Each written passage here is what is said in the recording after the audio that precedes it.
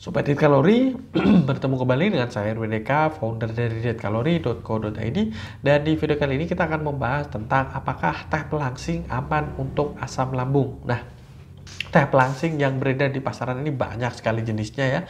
Ada yang dari teh hijau, ada yang dari teh daun jati Belanda, ada yang teh yang notabene dari bahan bakunya adalah dari daun jati Cina atau sienna, semacam seperti itu. Nah, biasanya teh-teh tersebut memiliki efek laksatif ya, atau melancarkan BAB ya, dan disebut sebagai proses detox semacam seperti itu, karena memang ketika BAB tidak lancar menjadi salah satu penyebab kenapa seseorang cenderung gemuk. Nah, untuk penyakit asam lambung ini, sebagian besar teh-teh tersebut memang mampu untuk memproduksi asam lambung ya, terutama jika dikonsumsi dalam keadaan perut kosong semacam seperti itu. Dan perlu ditekankan bahwasannya ya, sebetulnya efektivitas dari teh-teh pelangsing semacam seperti ini tidak cukup efektif untuk menurunkan berat badan jika tidak diimbangi dengan menjaga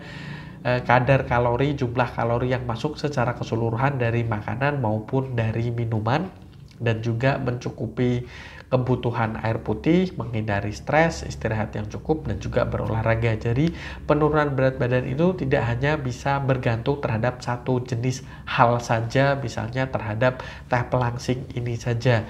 Dan secara keseluruhan pola hidup sehat itu juga harus memperhatikan ya riwayat asam lambung yang Anda miliki. Jangan sampai terus kemudian berat badan berhasil turun tapi asam lambungnya jadi parah dan lain sebagainya. Jadi kesehatan tetap yang paling utama. Jadi Anda bisa misalnya ya, asam lambung yang terjadi terhadap diri Anda saat ini kondisinya cukup kronis, sebaiknya Anda fokus terhadap penyembuhan asam lambung terlebih dahulu.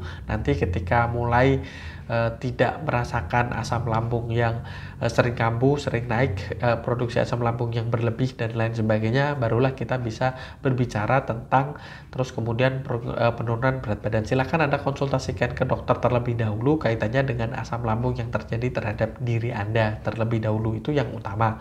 Nah, jadi untuk teh pelangsing ya memang tidak disarankan terutama untuk dikonsumsi dalam kondisi perut kosong. Misalnya ya teh-teh tadi yang bersifat laksatif yang notabene mampu untuk memicu produksi asam lambung. Teh jati Cina sendiri itu memang cukup keras ya, dan tidak disarankan bahkan dalam kondisi yang dimana Anda sudah makan sebelumnya, artinya tidak perut kosong sekalipun, juga di beberapa kasus dan di banyak kasus mampu untuk memproduksi atau memicu proses produksi asam lambung yang berlebih di sistem pencernaan Anda. Jadi sebaiknya dihindari seperti itu.